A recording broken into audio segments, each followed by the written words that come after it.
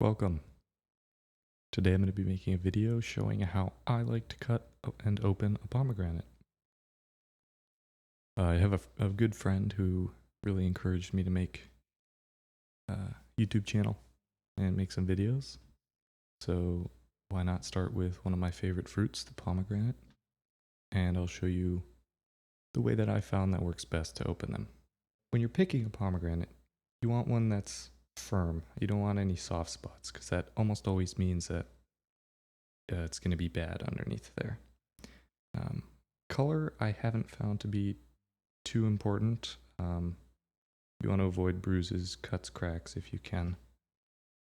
This one's not perfect by any means, but the top half looks pretty good, so I'm quite hopeful. All right, let's get into it. So what you're going to need, really the only thing you need is a knife.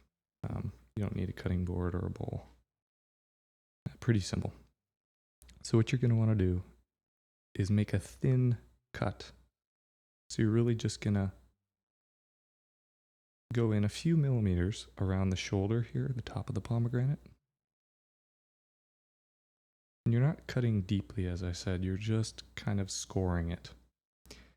And at this point, you scored all the way around, you should start to be able to pull back on what you might refer to as the top. This is actually the bottom of the pomegranate. They grow hanging from sort of a stalk like this, because these were at one point a flower. Anyways, so you'll pull kind of around the perimeter. You're pulling back to reveal what's underneath. And it's kind of tricky, but you'll get the hang of it. And then voila, the top pops off. So now if you notice, this one's evenly divided into 4 sections, which is nice. I'm guessing this one will have many more sections. The next step in the process is you want to score down, just like you did around the top, a similar depth. And this is maybe a good time to point out why we're scoring it. Each of these pods is actually called an aril, A-R-I-L. And it's a basically juicy pod encapsulating a seed.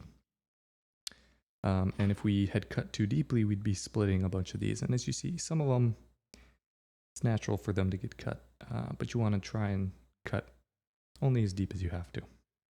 Now we'll have a bit more protection scoring down the outside here, and you'll see why later. But you don't have to score all the way down as well, because we're going to make a similar cut on the bottom as we did at the top. So you want to score down the sides, and then we'll cut similarly at the bottom like we did at the top. Just going in a few millimeters. There we go. And now at this point we're done cutting. So what we can start to do is peel, much like we did with the top. You can peel this apart into sections. And because we scored it at the bottom, they pop right off. So we'll have each of our sections. This is a good looking pomegranate here. No mushy arils. Nice color, nice and firm. And at the end, we end up with our sections.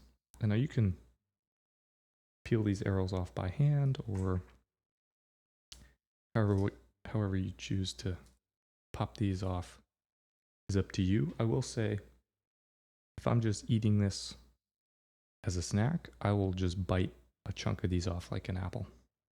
That's my preferred way to do it. Obviously, if this is going on a salad, you'd want to just pop them off, and they come off nice and easy. But you can also, as I said, just bite a chunk. And you want to be careful if you're biting a chunk, you'll learn.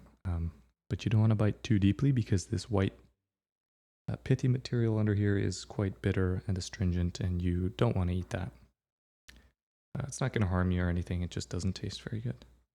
So that is how I cut a pomegranate. It's the best way I've found. It's the most consistent, my favorite way.